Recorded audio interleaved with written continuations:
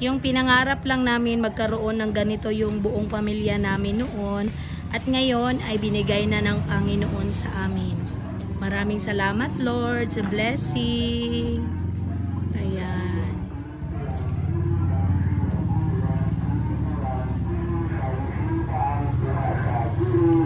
Uy, katol.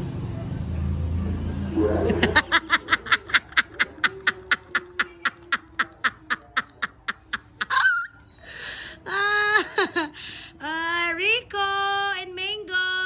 Johanna, say hi. Rico, come here.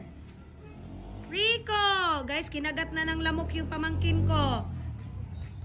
Marami kasing lamok dito sa loob ng bahay. Nak, huwag mong kamutin kasi mag-scratch yan, magnuka-nuka na. Say hi, Dodong. Where is Ate Kiana, anak? Come here. Asa ka? Ha? I was drinking water. Okay.